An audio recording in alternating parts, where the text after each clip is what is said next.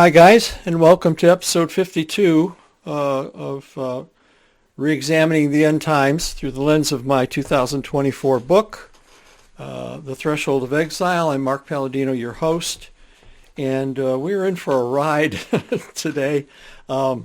I've just, every sentence of Revelation 16, which is the chapter we're on right now, just in this past week going over some research and some things that I have. As I've said many times, if I had included everything in my book, it'd be probably 800 pages instead of 400. But every line of this chapter just seemed to open a whole world of historical and redemptive and theological themes that just had me going all over the place. And the big challenge was to how to keep this pared down to a reasonable framework that you could follow and that covered the bases without going too deeply into the weeds, because like I said, there is so much here. There are elements of structural, theological, prophetic, historical elements all are part of this. And so we're just going to dive in here today, and we're going to see if we can complete Revelation 16. But to begin with, let's just take from a theological standpoint, let's just jump in there. This whole idea of the remnant is very much involved in this whole section here, these last several chapters of Revelation that we've been in. We've talked about it a little bit. We're going to just mention it again today. Is that, first of all, in chapter 7, we saw that the remnant being sealed. And so the judgments were being held back from the land by, again, not the world, but by the land of Israel, by these four great angels who were on the four corners of the land, holding back the winds of adversity. And then by the time we get to chapter 14, we see that this remnant is now sealed. The remnant is now complete, and they're standing on Mount Zion with the Lamb, and John describes them somewhat. Then in 15, I'd like to suggest that these are also, these that are on the sea of glass mixed with fire. They're singing the Song of Moses, which is an Israelite motif. In Exodus 31, it was a song that the Lord told Moses that because of their disobedience, that there would come a future time when this song would be sung. And it's all about Israel's disobedience and really their coming disinheritance, which of course would take 1,600 years, 1,500 years, let's say, from the time of Moses before it would be fully completed. But so that the bowls of wrath that now come into view in Revelation 16 are really, they're coming upon the nation of Israel. And I take no pleasure in discussing what happened to first century Israel.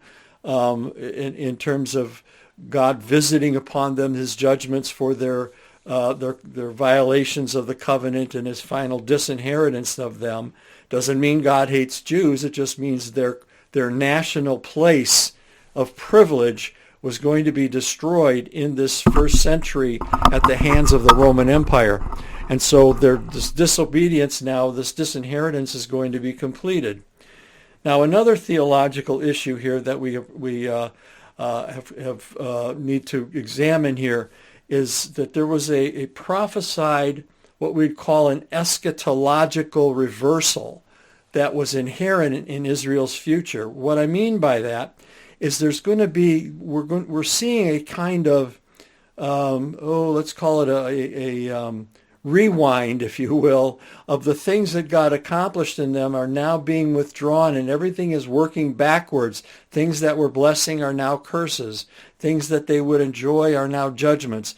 And so this is really, and it's something that Moses prophesied all the way back in Deuteronomy 28. Now remember, Deuteronomy 28 is part of this last section of Deuteronomy, which many scholars suggest that Deuteronomy, the book of Deuteronomy, is set up in the form of what's called a suzerainty covenant, an ancient covenant format where you learned about the king and the relationship between the people and the king, the nations and the king, and this would have been typical of any great sovereign who had conquered many nations. And so part of that covenant would be the blessings for obedience And the other part then would be followed by the curses or the consequences of disobedient and covenant breaking. And many scholars have believed that this, I think usually it's about a 5-part treaty document that comes out of the ancient Near East. But in Deuteronomy 28, just to look at a few verses, I want you to pay attention here what Moses says. In verse 60, he says that in light of their disobedience, by the way, we want to make sure we point that out. He says, he will bring back on you all the diseases of Egypt, okay? And they will cling to you. And it will come about that the Lord delighted over you to prosper you and multiply you. So the Lord will delight over you to make you perish and destroy you. And you will be torn from the land where you are entering to possess it. And the Lord will bring you back to Egypt in ships. So you see, everything there's this great sucking sound now. The covenant has been broken. The covenant has been nullified. The covenant is going to come to a disastrous end, really, with the destruction of Jerusalem and the final dissolution of the land, the city, and the temple. And this is all a reversal of all the blessings that God puts on them. And so as in Revelation 16, we're seeing some of this. One of the things that Moses talked about was bringing the plagues back that they were on Egypt. And so in Revelation 16, 1 to 10, we went over these last time, but the bowls send boils, and then there's blood thrown out. These are all, the rivers turn to blood, the lakes turn to blood. This is all part of the Exodus experience when the Lord delivered Israel out of Egypt. These were part of the plagues that went on Egypt. There was the darkening of the sun. In verse we see the darkening of the throne of the land beast. And then in 21 we see hailstones, and we noted also this darkening of the sky or of the sun really reflects Matthew 24, 29, and 30. And by the way, this is all symbolic language. The sun's not going to go out. The stars are not going to fall out of the sky. Okay, this is all symbolic language. As a matter of fact, it's interesting because the language itself, the darkening of the sun over the nation, is virtually all commentators agree. It's a quote from Isaiah 13:10, where the Lord says, when as a judgment upon Babylon, that the sun will be darkened, and the moon will not shed its light, and the stars will fall from the sky. This is all in the day of the Lord. But what's interesting about it is in verse 17 of that chapter, it says, behold, I'm going to send the Medes against them, which means he's talking about the historical fall of Babylon to the Medo-Persian Empire, which was led by Cyrus, King Cyrus of Persia. And I'm kind of amazed, actually, that Matthew 24, 29, and 30, where this is quoted by Jesus about the end of the age, he quotes right from Isaiah 13. And it's interesting that in a number of different passages in the New Testament, the poetic language of the prophets is shown. If your Bible shows poetic language, you see it kind of line by line. An example would be in Acts 2 when Peter quotes from Joel that in the last days I'll pour out of my spirit. In your Bible, if you have such a Bible, I hope you do, because if you don't, try to get one that shows a kind of a line by line saying this was poetic style. It's seen poetically in Joel. It's seen poetically in Acts. But interestingly enough, and it's unfortunate that our translations tend to be biased in this direction, that when Jesus quotes Isaiah 13:10, it's not shown as poetry. And Jesus is actually quoting poetry, okay? Now, poetry doesn't necessarily mean that things are going to literally happen in the way they're described, but it doesn't mean the events are not real, okay?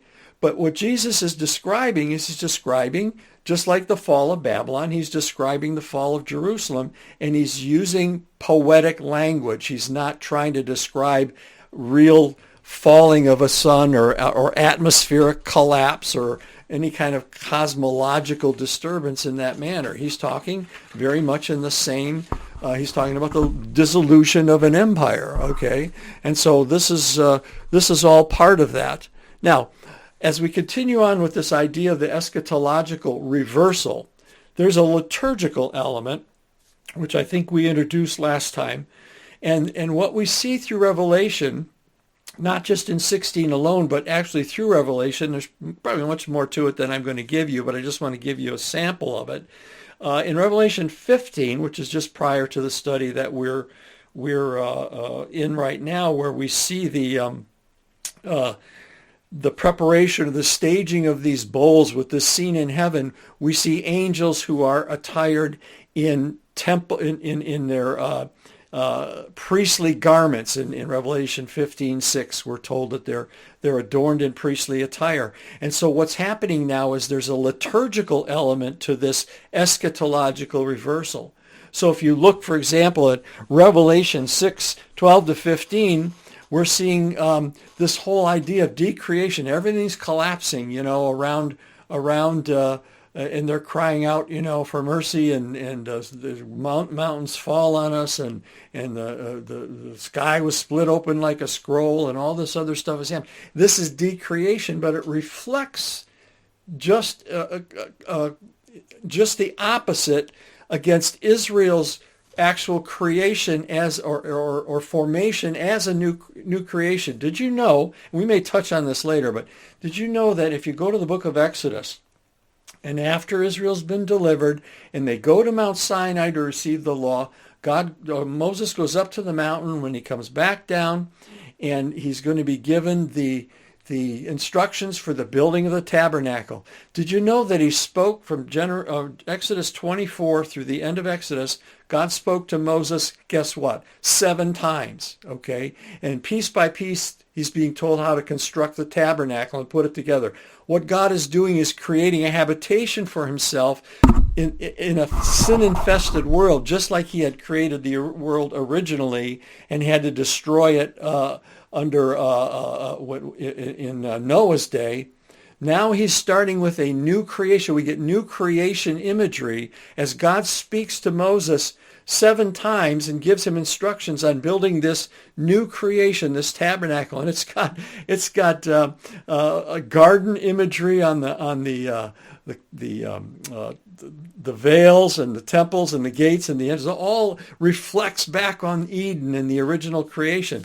Now, for the kicker in that, by the way, you might want to know that the final instruction, the final voice, the final instruction to Moses is the Sabbath. What did God do on the seventh day? He rested in Genesis. And what does God do in the final act of this new creation that he's created for Israel?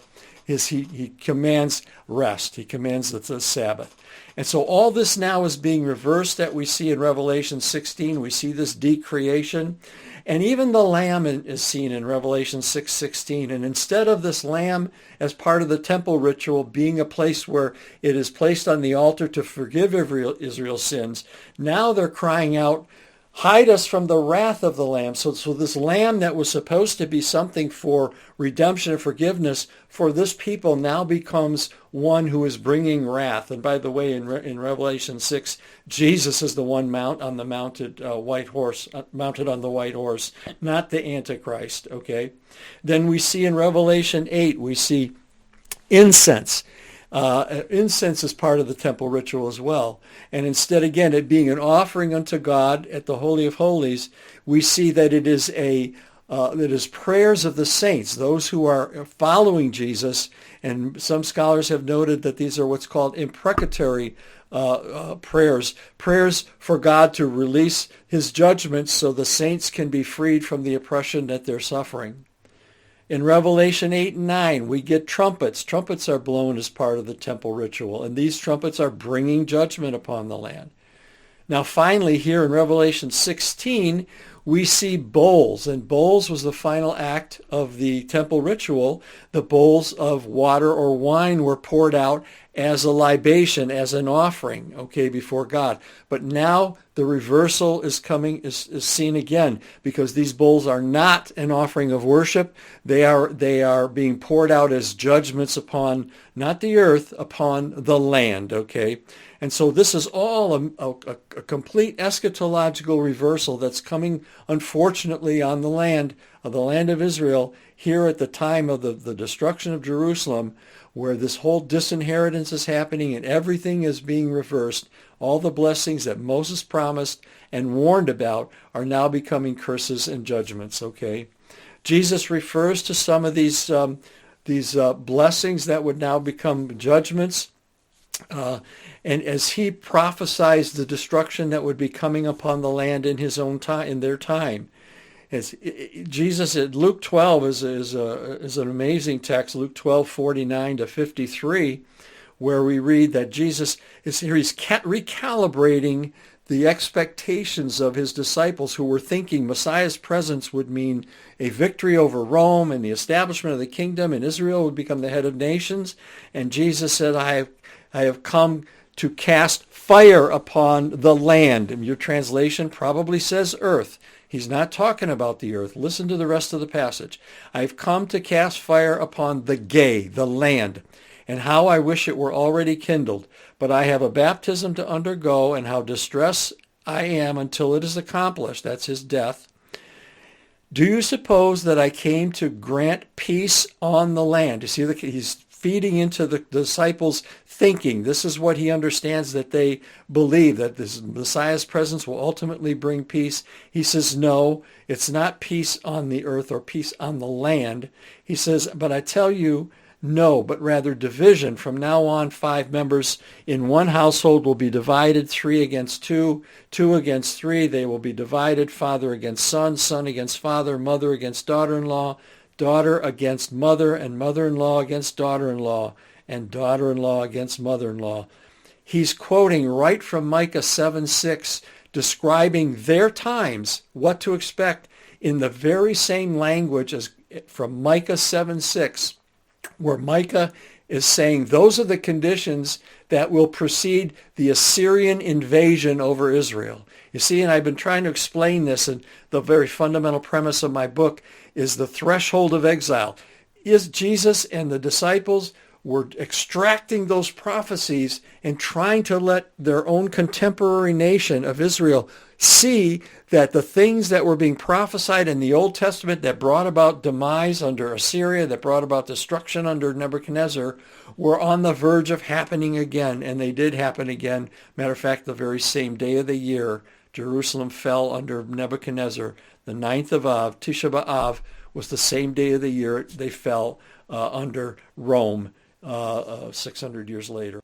Now, Jesus also condemns the religious establishment, and these are things that we're actually seeing now in Revelation. He says, therefore, behold, I'm sending you prophets and wise men and scribes. Some of them you will kill and crucify.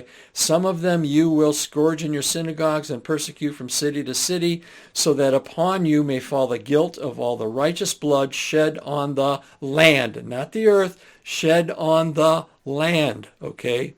Because he's not blaming the Jewish leaders and the Jewish nation for all the blood of the whole planet over history. He's saying that they shed the blood of the righteous on the land, those that were sent to them in their own territory, in the covenant domain there on the land. They killed their own prophets.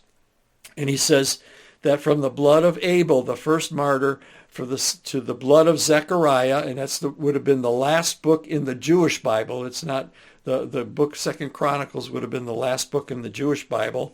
Ours has been rearranged according to the Septuagint, the Greek version. But he says, whom you murdered between the temple and the altar, truly I say to you, all these things will come upon this generation. So Jesus is saying, just as we read in Revelation 16, the bloodshed that was shed by the nation is now being given them to drink as the bowls are poured out. He says that the blood is poured out on them, and just as they brought blood on others, it's being brought on them. Let's just read that real quick, just to he says in verse 5, I heard the angel of the water saying, righteous are you who are and who were, O Holy One, because you judge these things, for they poured out the blood of the saints and the prophets, and you have given them blood to drink, for they deserve it. Actually, that says they are worthy of it, which is quite a interesting distinction between Revelation 3:4, where in Sardis he talks about those who were being faithful and they were dressed in white, and he says they are worthy. It's the very same Greek phrase that now, again, here's another reversal. Those who are worthy who are faithful in Sardis, he calls them worthy. And here in Revelation 16, we are told that the nation is worthy of not the white robe, but the judgment of the blood that they spilled on the land. So this as we come again to Revelation 16, now we see that the bowls are being poured out upon the land. And as we've covered the first earlier judgments, we've gone through Revelation 1 to 11. But in 12, the sixth bowl. Now, as we begin to move toward the final assault on Jerusalem, this gets very, very involved. And we learned, first of all, if we want to step back in Revelation 9, that there were four angels that were released that were bound at the Euphrates. It doesn't say they were bound underwater. It doesn't say they were bound in the Euphrates. It says they were bound at the Euphrates. Okay, and these angels were released, and they began. What we follows in Revelation 9, Revelation 8 and 9 is all about the Galilean campaign. It's Vespasian coming down into the region of Galilee, rendezvousing with troops there, and then these four angels, interestingly enough, that the Romans actually had redeployed multiple legions from their regular border duties. There were four of them. Historically, we know the 5th, the 10th, the 12th, and the 15th, which is an interesting one because that's the one that Titus, who is the destroyer of Revelation 9, that's the one that he commanded during the war. And this is just a side note. I just want to point something out. And I know I'm not reading all this, and I'm trying to give you the text, let you know what the text says, and I would encourage you to go back and read these things. There is just some phenomenal imagery in this whole Revelation 9. Now, there's a relationship between Revelation 9 and 16, which we're going to get to in a moment. But first, I wanted you to see this in Revelation 9, and that is that Titus, who is called in Revelation 9, he's called the destroyer. I believe that's Titus because Titus led the legions that actually sieged and invaded and destroyed Jerusalem. But I want you to pay attention to the fact that the text says that in 9:11 that he comes out of the abyss. Now, this is an incredible historical phenomenon because Titus came from Alexandria, Egypt, up to meet Vespasian, his father, in this Galilean campaign to lead the invasion of Jerusalem. The symbolism is phenomenal. Even though the destroyer, Titus, comes up out of Egypt. What is Egypt? Egypt is this abyss. It's the chaotic place where Israel was as a nation when they were slaves before God began this whole, as I explained, this whole new creation effort in Exodus 24. And so we have this creature coming up out of the abyss. Now, yes, the spiritual being, okay, the spiritual being that empowers Titus comes out of the abyss, and we will see the significance of that spirit in Revelation 17. But here we see this spiritual reality of an angel coming up out of the abyss who is empowering Titus, who is coming up out of Egypt, which is this void abyss that Israel existed for 400 years in Egypt. So I just thought I'd throw that in. To me, but the imagery there is phenomenal for us to see. Something on the human level, something on the spiritual level, and so this was this first activity that we see in Revelation 8 and 9. All has to do with the Galilean campaign, and that's why it's dealing with 1/3 of the land, not the earth, 1/3 of the land. Because if you look at a map of the Holy Land, you see Galilee in the north, Samaria in the center, Judea in the south. The land is divided into thirds, and this reflects the northern campaign of Vespasian. But the Euphrates, where these forces were camped, again, we have in the spirit, we have spiritual realm, we have angels that are bound. They weren't allowed to escape the Euphrates yet. Now they're being released, and these 4 legions, which are brought from various border guard areas, are brought to cross and move forward, move down into the Holy Land. But Israel's covenantal boundary land remains. You notice that it doesn't anything about the Euphrates drying up. That happens later in Revelation 19, which we'll look at in a moment. But the boundary line still is there. But now there's a release, and this, as I mentioned to you when I talked about Revelation 8 and 9, that this was kind of a warning shot to let Israel know, look, this is all coming down. You have time to repent, but we're told numerous times that they would not repent, even in light of all this taking place. Now let's look what goes on in the second stage of the war. That Nero dies in 68 A.D. The war is suspended, and there's an eventual ascension of Vespasian to the throne. Now we won't get into all the political details of that yet. We'll be talking about it in the next couple chapters. But what happens now as we come to Revelation 16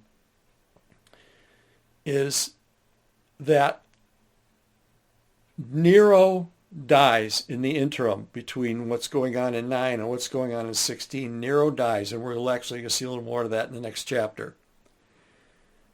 What happens now is the war effort is turned over to Titus, but it's been suspended for a year and a half, actually, a year and a half.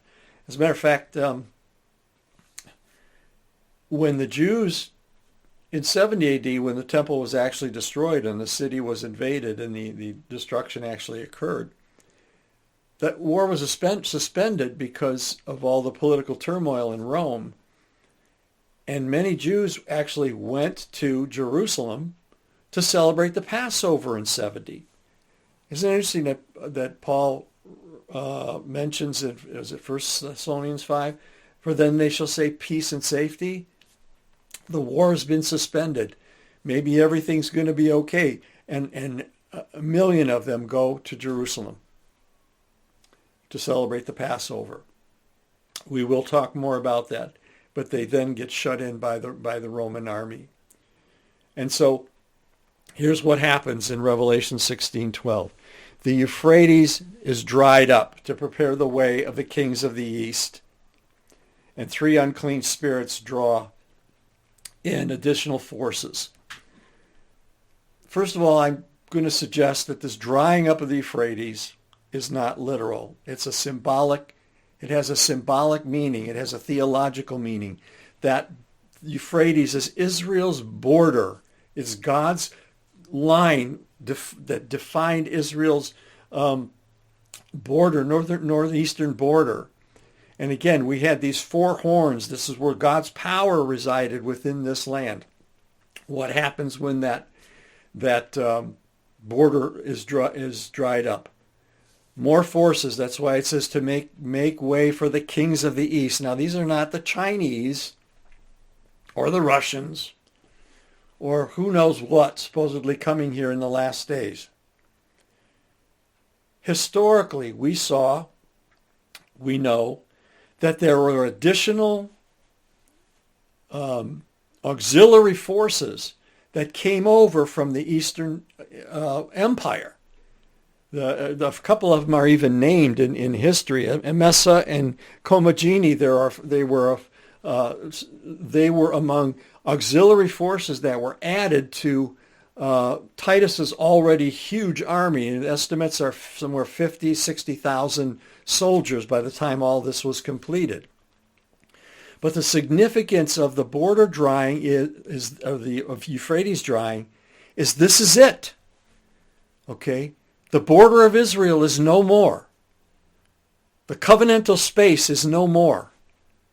The promised line that would be the line protecting them were these four angelic forces that had been there for this time and this moment in history. And they had been held back all these centuries from the time of Moses, where they were first promised that the land would be to the border of Egypt. That boundary has been destroyed. It's been dried up. Because why? Because this is the launch of the invasion of the city and the temple itself. So God's acts of deliverance, and it's kind of interesting, Psalm 109, 6, David says that he dried up the Red Sea from the crowd. Well, he didn't dry up the whole Red Sea. He made a path through the Red Sea, okay? There's a difference. I don't want to get picky about it or get into semantics. But he didn't, David speaking metaphorically, there was a drying up of what was keeping them from escaping. Yes, there was a literal crossing. I'm not trying to say there wasn't. And now the forces are going to be drawn, and we find out that 3 frogs, okay, evil spirits, these are spirits. We don't know if they're people. It could be just the voices of the various legions that were drawing in forces from all over the empire. And by the way, it's kind of interesting that frogs capture their prey with their tongues. And so these voices, these tongues are going to capture prey, because we're going to see that these forces are all going to end up heading to their own destruction. And again, more of that to come. But if we just look for a moment at the extent of this this force that came to attack Israel, it's not every nation in the world per se. It was the nations of the oikomania. It was the nations of the empire, the kings of the empire that are being summoned. So it says to us that the 10th Legion, which was stationed at Commagene on the eastern frontier, presumably recruited from locals that would have been Romans, that the Romans would have been called Syrians, whose native language would have been Aramaic. The 12th Legion, stationed nearby, also composed of Syrians. Legion 5 had been stationed at the Balkans until shortly before the Jewish War, so they would have been Roman provincials, which spoke either Greek or Latin.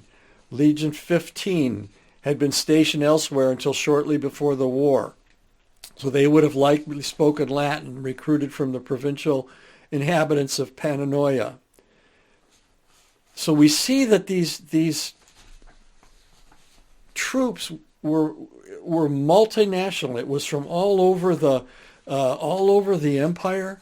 There were, if you look historically, you probably would find, I think I had a couple more notes on that, but let's say, we won't get into all of that. Just suffice it to say that if you did any research, you will discover that soldiers were summoned to participate in this war, participate with the legions and auxiliary forces from all over the Roman Empire. And that's what we're seeing here. Okay, these evil spirits are drawing these forces in. Could be the voices of like I said, of military leaders, but in whatever the case, they're all being drawn in. Okay, and so then now the 7th bowl. Okay, I think that's as far as we're going to go on that. Well, he does say that Babylon the Great was remembered before God, okay, and to give her the cup of his fierce wrath. Now, what's Babylon have to do with all of this? Well, as I told you, Jerusalem is the Babylon of Revelation, okay. Jerusalem is the Babylon of Revelation. I hope to show you that, demonstrate that to you very, very clearly, as that find the 7th bowl, that this final bowl of wrath is going to be poured out, and it's poured out upon the air, and once again the voice of God thunders, "It is done." The great city Jerusalem is split into three parts as the contents of the bowl bring lightning and thunder followed by an earthquake. I'm going to suggest that I don't think historically there was an actual quake, but we are told by Josephus that when Jerusalem was on the brink of its destruction, its fall to the Romans, the city was actually divided into three zealot factions, three parts, each holding a portion of it. He records a great storm, a tempest, and a quaking of the land. Now that quaking, very similar to what happened in Mount Sinai, where we're told in Exodus 18:19 that when the Lord appeared on Sinai, the mountain shook. Okay, I doubt that it split the earth wide open and a bunch of people might have fallen into it. It's just there was a quaking, okay, a shaking like sometimes when you get a thunder, a bad thunderstorm and lightning, you can almost feel like everything is. It was a huge storm that broke out at this time on the brink of the fall. Okay.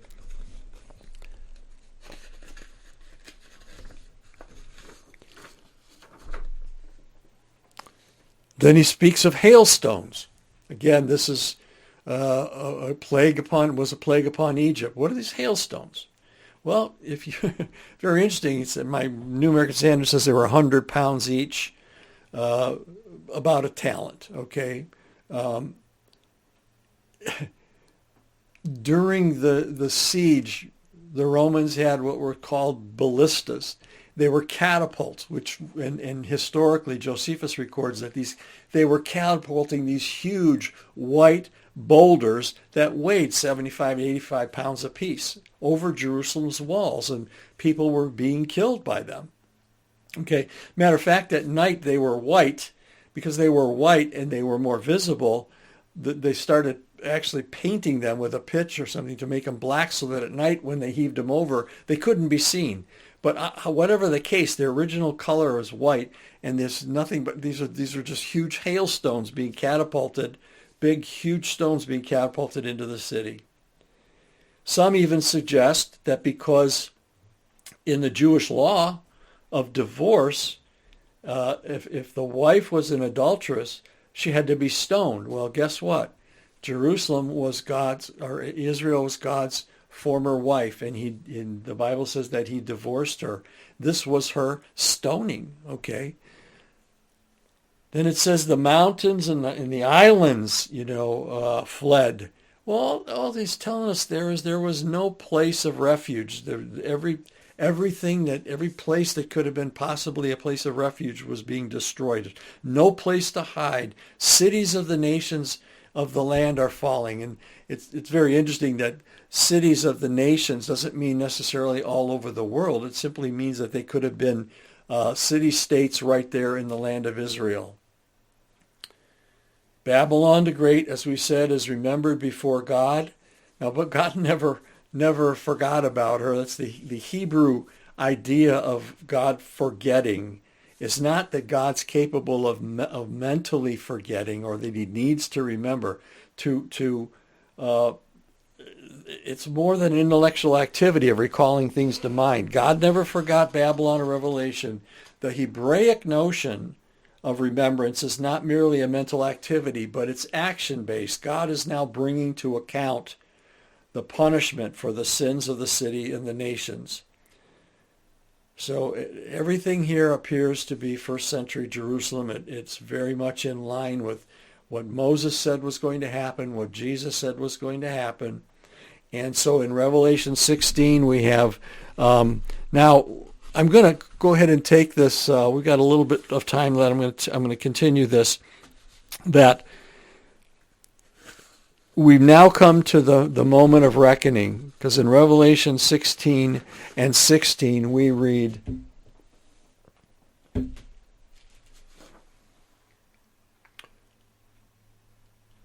and they gathered them together. These are all the nations that are pulled together in the empire and from different parts of the empire, as he gathered them together to a place which in Hebrew is called Armageddon. Armageddon. By the way, that is preceded by the words of Jesus, "Behold, I'm coming as a thief." Isn't that interesting? It's exactly what what we just explained. There's Jerusalem coming when they think everything is going to be peaceful again. It's been a year and a half where there has been no fighting.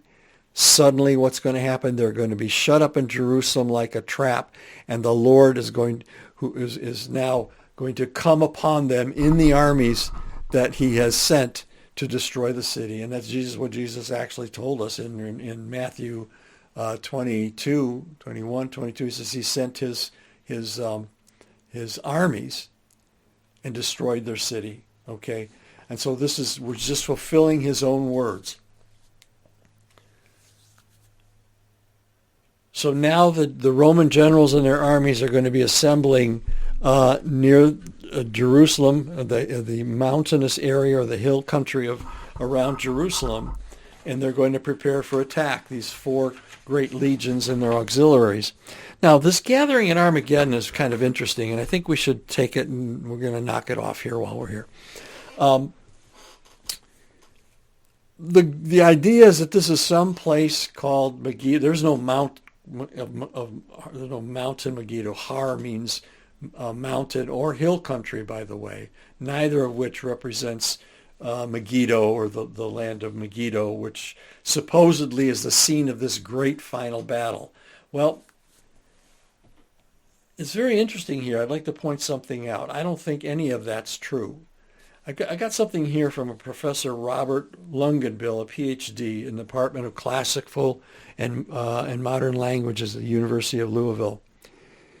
And he says this: the derivation of Megiddo from Armageddon comes from a similarity between the common transliteration of Megiddo in the Septuagint, which is the Greek translation of the Bible. But John says the kings will gather together in that place that in Hebrew is called Armageddon. In other words, the true etymology or understanding of the term Armageddon must be derived from the Hebrew language, not a Greek transliteration. The Har of Armageddon is the Hebrew word for mountain. Okay, it also, by the way, means hill country, hill or mountain or hill country. The M-A, of Mageddon is what's called a preformative mem. In other words, mem is a Hebrew letter, okay? And used here in a locative sense, which means, in effect, the mountain or the hill country, which is a place of something. The Geddon is the portion of the Hebrew Harmageddon, which means attack, to cut, or go in troops or throngs. So in other words, what Armageddon is, if you derive it out of the Hebrew, it simply means that it is the mountain or hill country, which is the place of the mustering of the troops. That's basically what it means. And that Hebrew word is used a couple of times in Micah 5:1, referring to the mustering of troops. Now, what is the hill country that we're seeing in Revelation as Babylon is being remembered before God, and there is a mustering of troops in the hill country? This is the surrounding of Jerusalem. It's not some remote place called Armageddon. It's the surrounding of the troops in Jerusalem. Titus begins his campaign from his base in Caesarea. Legions 5, 12, and 15 camp on Mount Scopus. Then he's got Legion 10, and its camp is on the Mount of Olives. Okay, what do we have? We have troops mustered for battles in this kind of mysterious, which John does, by the way. He describes things in kind of mysterious, symbolic ways. But they have these mountains gathered at Jerusalem for the destruction. And then that's when it all breaks loose.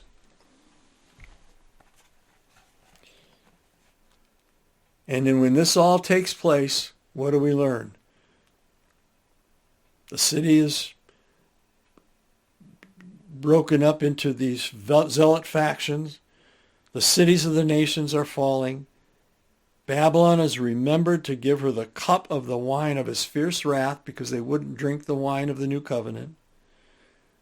Every island flees away. There's no place to hide. The mountains are not found. The huge hailstones are bombarding the city. And they blaspheme God because of the plague of hail, because it was extremely severe. That leads us into Revelation 17, where we read, "Then one of the seven angels who had the seven bowls came and spoke to me, saying, 'Come here, I will show you the judgment of the great harlot who sits on many waters.'" So now we're going to see the effects. We're going to see the actual destruction, how it's described in Revelation 17. This harlot who is in league with the beast, who governs, whose government controls many, many places, many nations at the time. And we're going to see how the kings committed immorality with her, and those who dwell on the land were drinking the wine of her immorality. Boy, what an image we're going to see. And I hope to be able to convince you that this all pertains to first century Israel. And it is sad. I take no pleasure in describing such fierce judgment upon a nation, but it was God's response to what he told them from the very beginning. Their idolatry, their harlotries through their history, their failure to keep God's covenant for all that he did with them. Remember, Jesus wept over that city and said, "How often I would have gathered you as a hen gathered her chicks, but you would not have it. You would have none of me." And so now they had to face, as God simply releases his protective canopy over the nation and the land, as they have to face such terrible judgments. And finally, again, I want to remind you, this has nothing to do with Israel today. Whatever you may believe or hold as their political relationship to the United States, or however you choose to see that, as I'm not even going to go there. We are talking about the loss of covenantal privilege, the disinheritance of a nation who rejected the call of their God. Anyway, heavy stuff. Granted, I understand. It's heavy stuff. It's not, your nice little tiptoe through the tulips kind of, have a better life with Jesus. But we're getting into the nuts and bolts of what Revelation is all about. And I pray that you will get this under your belt a little bit and try to get your arms around it. I've mentioned a lot of texts. Obviously, I didn't stop and read every one. Trust me, they are there. I would encourage you to go back and read some of them. And stick with me. We've got a few more chapters of Revelation to finish. And it gets better, hopefully, after we get through these final judgments. God bless you. Thanks for tuning in.